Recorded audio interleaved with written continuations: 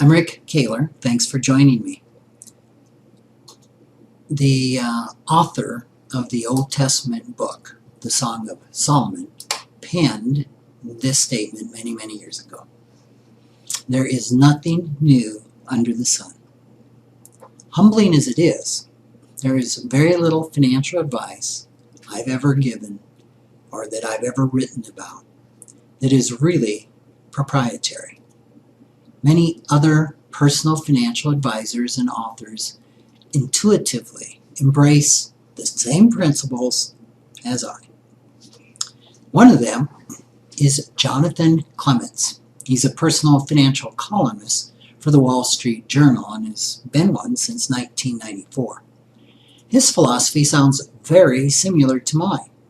Invest heavily in index funds, tilt your portfolio in favor of stocks, diversify globally, and spend much less than you make. Jonathan has a new book out, How to Think About Money, which I recommend. I think it's well worth reading. Here are some of the points that he covers. First, demographics are destiny. Over the past 50 years, the U.S. economy has grown roughly 3 percentage points a year faster than inflation. Well, those days are over. Because of a shrinking workforce, economic growth is likely to be slower.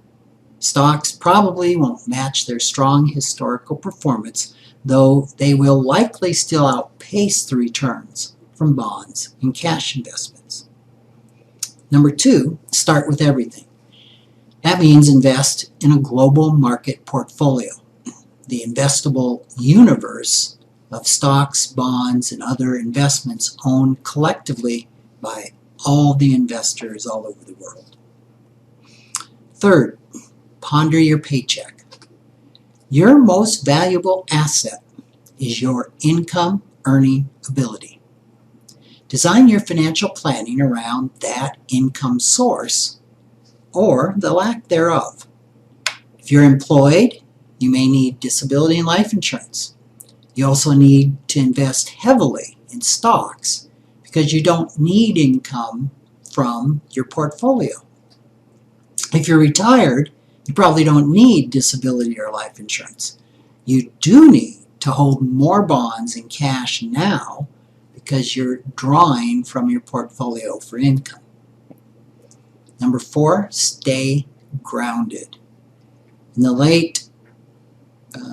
the year of 2008 and early in 2009, many investors inflicted huge financial damage on themselves by bailing out of stocks at deeply depressed prices. You've got to avoid that mistake in the future. Clements forecasts that stocks will give a long-term return of 6%. It's a little bit lower than our assumptions of 7.1%. He says, imagine a line climbing steadily at 6% every year.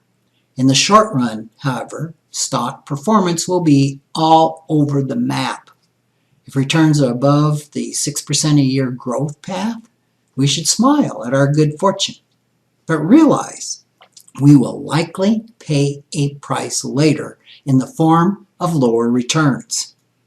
When performance is below 6% a year, we may not smile as much, but we should take comfort in the notion that at some point stock performance will likely play catch-up. Number 5, fix your future. Our savings rate collapsed over the past 3 decades. Most Americans can't save more because they simply spend too much. Clements says that you need to aim for spending no more than, are you ready? 50% of your pre-tax income on living expenses. Where have you heard that before? And doing so is going to allow you to save more and build more financial security. Number 6, don't retire. Not only does an additional source of income stretch the longevity of your portfolio, but work can provide additional satisfaction and happiness. Number 7, dying isn't the problem. The risk is living longer than you ever imagined and running out of money before you run out of life. One thing that Clements suggests is delaying Social Security until at least age 66 and possibly till age 70. Personally, I like to wait till 70 in most cases. Then he suggests that you purchase lifetime income annuities, which is an area that I generally disagree with. Number 8, aim for enough. The goal isn't to die with the most toys, but to have enough money to lead the life that you want to lead. It may be nothing new, but it's clear, sound, ageless advice. Even Solomon would probably agree. Thanks for joining me.